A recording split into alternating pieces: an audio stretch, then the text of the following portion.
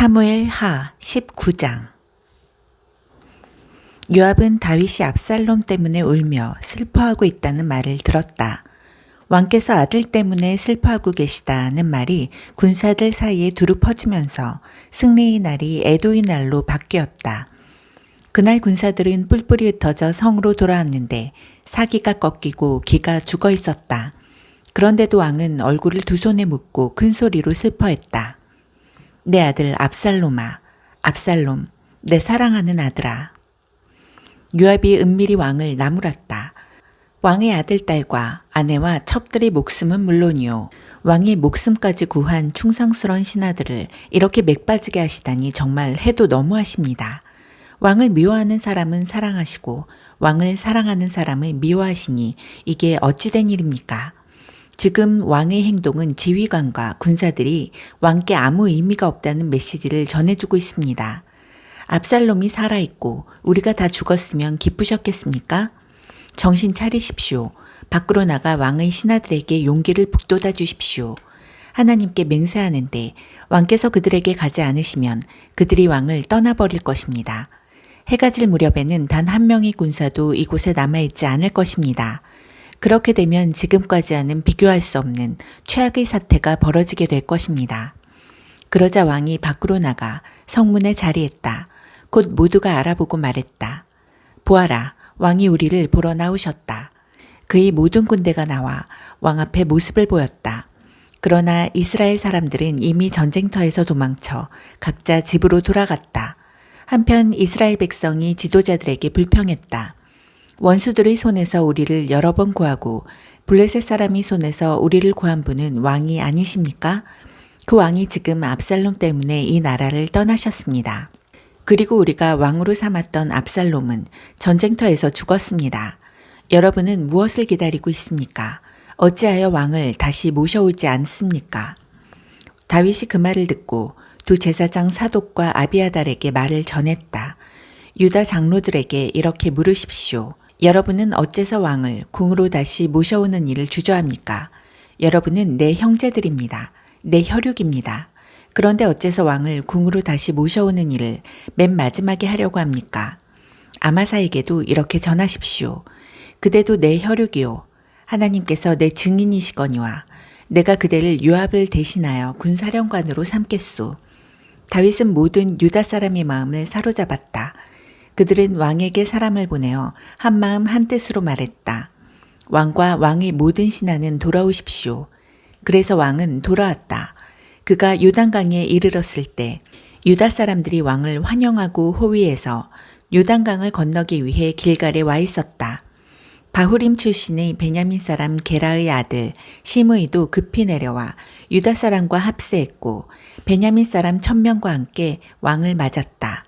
사울의 종 시바도 아들 15명과 종 20명을 데리고 요단강을 건너와 왕을 맞았고 왕과 함께한 측근들이 강을 건너는 일을 도와 힘닿는 대로 왕을 편히 모셨다. 게라의 아들 시므이는 요단강을 건너자마자 왕 앞에 엎드려 절하고 경의를 표하며 말했다. 내 주인이시여, 저를 나쁘게 생각하지 마십시오. 제 주인이신 왕께서 예루살렘을 떠나시던 날 제가 무책임하게 벌인 일을 눈감아 주시고 그 일로 저를 나쁘게 보지 말아 주십시오. 제가 지은 죄를 잘 압니다. 하지만 지금 저를 보십시오. 요셉이 모든 지파 중에서 가장 먼저 내려와 내 주인이신 왕을 다시 영접합니다. 수르야의 아들 아비새가 끼어들었다. 더는 못 듣겠습니다. 우리가 이 자를 당장 죽여야 하지 않겠습니까?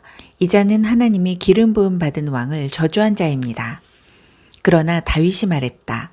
너희 수르야의 아들들은 어찌하여 이토록 고집스럽게 싸우기를 좋아하느냐? 내가 다시 이스라엘의 왕이 되었으니 오늘은 아무도 죽이지 않을 것이다. 그러고 나서 왕은 시므이를 보며 너는 죽지 않을 것이다 하고 그에게 약속해 주었다. 사울의 손자 무비보셋이 예루살렘에서 도착하여 왕을 맞았다. 왕이 떠나던 날부터 무사히 돌아온 날까지 그는 머리도 빗지 않고 수염도 다듬지 않고 옷도 빨아입지 않았다. 왕이 말했다. 무비보셋, 너는 어찌하여 나와 함께 가지 않았느냐? 그가 말했다.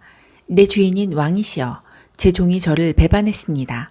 왕께서 아시는 것처럼 저는 다리가 성치 못하므로 나귀를 타고 왕과 함께 가려고 종에게 나귀의 안장을 지우라고 했습니다. 그런데 그가 저에 대해서 왕께 거짓을 고했습니다. 내 주인이신 왕께서는 하나님이 천사와 같으셔서 무엇이 옳은지 아시고 그 옳은 일을 행하시는 분입니다. 제 아버지 집 사람들은 모두 죽을 운명이 아니었습니까? 그런데 왕께서 저를 받아주시고 왕의 식탁에서 먹게 해주셨습니다. 제가 그 이상 무엇을 더 바라거나 구할 수 있겠습니까? 왕이 말했다. 됐다. 더 말하지 마라. 내 결정은 이러하다. 너는 시바와 재산을 나누어 가져라. 무비보셋이 말했다. 재산은 다 시바에게 주십시오. 다만 제가 걱정하는 것은 내 주인이신 왕께서 무사히 왕궁으로 돌아오시는 것뿐이었습니다.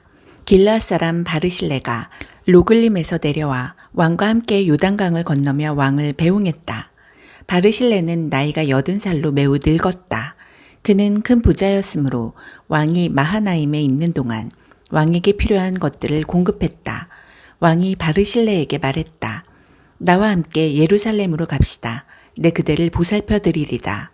그러나 바르실레는 그 제안을 사양했다. 제가 왕과 함께 예루살렘에 간다 한들 얼마나 더 살겠습니까? 제 나이가 80이니 이제는 누구에게도 그다지 쓸모가 없습니다. 음식 맛도 모르고 풍악 소리도 듣지 못합니다. 그런데 어쩌자고 내 주인이신 왕께 짐을 얹어 드리겠습니까? 저는 그저 왕과 함께 요단강을 건너고 싶을 뿐입니다. 대단한 일은 아니지요. 저는 돌아가 제 고향에서 죽어 부모와 함께 묻힐 것입니다. 하지만 여기 제 종 김함이 있으니 저 대신 그를 데려가 주십시오. 그를 잘 대해 주십시오. 왕이 말했다. 알겠소. 김함이 나와 함께 갈 곳이오. 그에게 잘 대해 주리다. 그 밖에도 그대가 생각하는 것이 있으면 그것도 해드리겠소. 군대가 요단강을 건넜으나 왕은 중간에 남았다. 왕은 바르실레에게 입을 맞추며 축복했고 그는 집으로 돌아갔다. 그러고 나서 왕은 김함과 함께 길갈로 건너갔다. 유다에 온 군대와 이스라엘 군대의 절반이 왕과 함께 행진했다. 이스라엘 사람들이 왕에게 와서 말했다. 어찌하여 우리의 형제인 유다 사람들이 나서서 왕이 마치 자신들의 소유라도 되는 것처럼 왕과 그 가족과 측근들을 호위하여 요단강을 건넜습니까? 유다 사람들이 반박했다. 왕이 우리의 친척이어서 그랬소. 그게 어쨌다고 소란을 피우는 것이오. 그 일로 우리가 특별 대우를 받은 것이 있소? 당신들 보기에도 없지 않소. 이스라엘 사람들이 되받았다. 당신들은 한 몫뿐이지만 우리는 왕에게 10몫을 요구할 수 있소. 그뿐 아니라 우리가 맏아들이오. 그런데 어찌하여 우리가 조연을 맡아야 하는 것이오. 왕을 다시 모셔오자는 것도 우리가 먼저 생각해냈소.